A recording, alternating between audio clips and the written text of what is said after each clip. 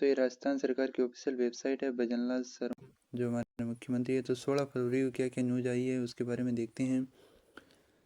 बहुत सारी न्यूज़ आ रखी है, यहाँ पर फ़ोटोज़ वगैरह भी डाल रखी है, यहाँ देखो।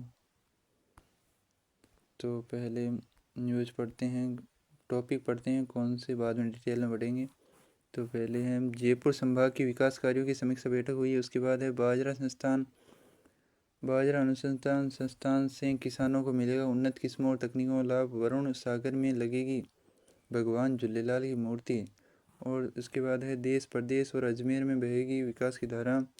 उसके बाद ऊर्जा मंत्री ने 7 करोड़ से अधिक कार्यों के शिलान्यास। केंद्रीय वन और पर्यावरण मंत्री ने खेरतल तिजारा में पूर्व सैनिक विश्राम लीग कार्यक्रम में हिस्सा लिया।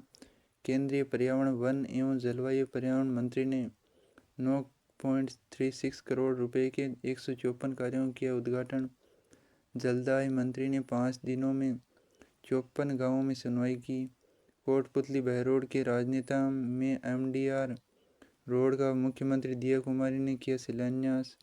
राज्यपाल श्री बागड़े ने अहमदाबाद में आयोजित सेमिनार में भाग लिया। और राज्यपाल ने गांधीनगर स्थित एनवायरमेंटल सैनिटेशन इंस्टीट्यूट का अवलोकन किया।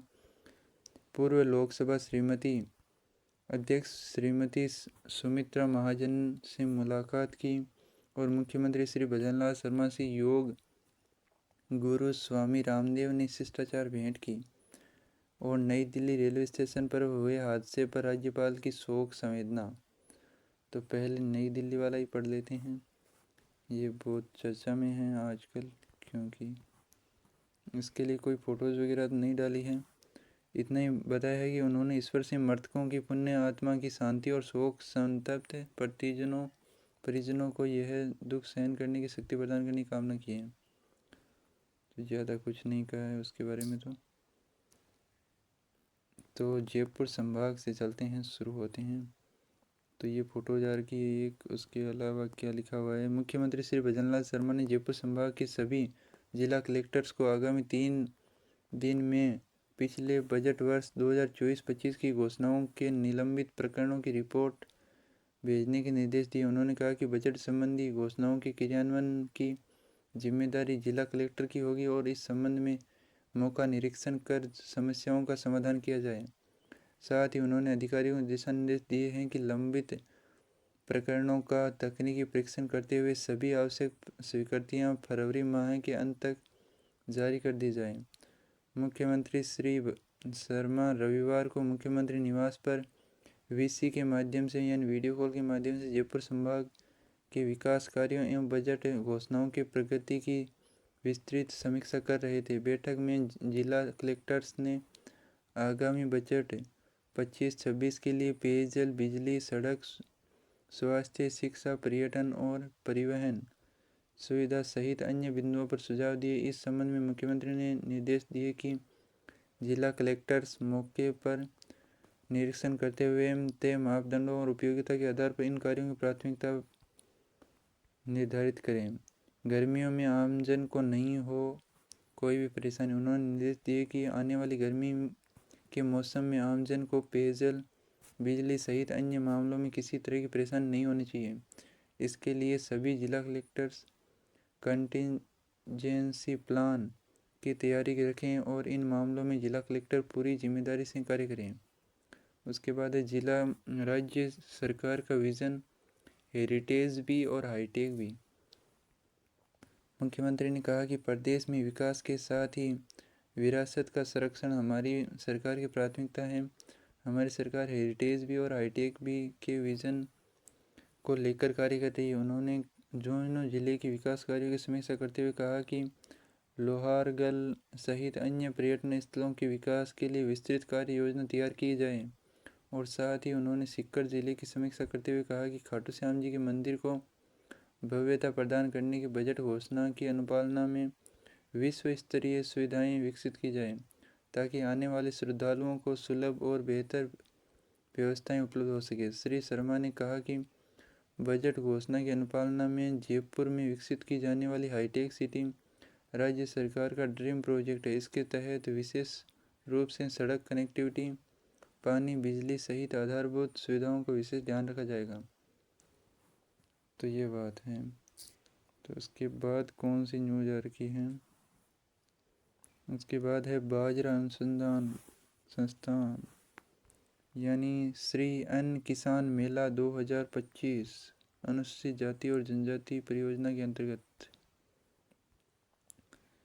इसके अंतर्गत क्या हुआ है कि केंद्रीय कृषि एवं किसान कल्याण राज्य मंत्री श्री भागीरथ चौधरी रविवार को बाड़मेर जिले के प्रवास पर रहे। इस दौरान उन्होंने गुड़ामलानी स्थित क्षेत्रीय बाजरा अनुसंधान संस्थान के स्थापना के 1 वर्ष पूर्ण होने के अवसर पर आयोजित श्री अन्न किसान मेला में भाग लिया। केंद्रीय कृषि राज्य मंत्री श्री भागीरथ चौधरी ने मेले का भ्रमण कर निर्माणाधीन संस्थान भवन का निरीक्षण किया और किसानों से संवाद किया। बाजरा उत्पादन और नवाचार को मिलेगा बढ़ावा। केंद्रीय कृषि राज्य मंत्री श्री भागीरथ चौधरी ने कहा कि प्रधानमंत्री श्री नरेंद्र मोदी के नेतृत्व में मोटे अनाज को बढ़ावा देने के लिए कई अहम कदम उठाए गए हैं। प्रधानमंत्री श्री मोदी ने 2023 को अंतर्राष्ट्रीय मिलेट्स वर्ष के रूप में मानकर इसे वैश्विक पहचान दिलाई और बाजरे को श्री अन्न का सम्मानजनक नाम दिया। केंद्रीय कृषि राज्य मंत्री श्री भागीरथ चौधरी ने कहा कि राजस्थान प्रदेश में, विशेष रूप से पश्चिमी राजस्थान, देश में बाजरे का सबसे बड़ा उत्पादक क्षेत्र है। बाड़मेर जिले में बाजरे की खेती और खपत सबसे अधिक होती है। इसी को ध्यान में रखते हुए प्रधानमंत्री श्री मोदी ने बाड़मेर में क्षेत्रीय बाजरा अनुसंधान संस्थान की सौगात दी, जिससे यहाँ के स्थानीय किसानों को उन्नत किस्मों और नई तकनीकी और बाजार केंद्रित रणनीतियों का लाभ मिलेगा। श्री अन्न से सेहत और आय दोनों में सुधार होगा। और उसके बाद है स्थानीय जन प्रतिनिधि और अधिकारी रहे थे उपस्थित। उसके बाद चलते हैं अगली न्यूज़ पर, जिसमें लिखा हुआ है कि वरुण सागर में लगेगी झूलेलाल महाराज की, वरुण सागर झील है, उसके अंदर झूलेलाल की मूर्ति और बनेगा घाट। तो ये यहाँ से वहाँ से फ़ोटोज़ आई हैं, एक फ़ोटोज़ ये भी हैं, वो तो सेम ही है। तो अजमेर में अंग्रेज़ी गुलामी की मानसिकता के प्रतीक फाय सागर झील का नाम बदलकर वरुण सागर करने पर सिंधी समाज और अन्य समुदाय और दर्जनों संगठनों ने रविवार शाम वरुण सागर झील पर विधानसभा अध्यक्ष श्री वासुदेव देवनानी ने सम्मान किया। और इस अवसर पर श्री देवनानी ने घोषणा की कि वरुण सागर झील में जन आराध्य भगवान झूलेलाल की मूर्ति और आमजन एवं सिंधी समाज की पूजा अर्चना के लिए घाट का निर्माण करवाया जाएगा। बड़ी संख्या में संतों और सिंधी समाज से जुड़ी संस्थाओं ने समारोह में भाग लिया और विश्व के अनेक हिस्सों से सिंधी समाज के लोगों एवं संगठनों ने भी बधाई प्रदर्शित की है। तो ये बात है। उन्होंने कहा कि पूर्व में भी अजमेर में 2 करोड़ की रुपए की लागत से महर्षि दयानंद सरस्वती विश्वविद्यालय में सिंधु शोध पीठ स्थापित की गई है। इसी तरह शिक्षा मंत्री के रूप में शहीद हेमू कारणी, दाहिर सेन, संत कंवर राम, संत टेऊराम और संत भगवान चंद्र के पाठ कार्यक्रम में भी शामिल किए गए। और उसके बाद चलते हैं अगली न्यूज़ पर। देश प्रदेश और अजमेर में बहती विकास की धारा।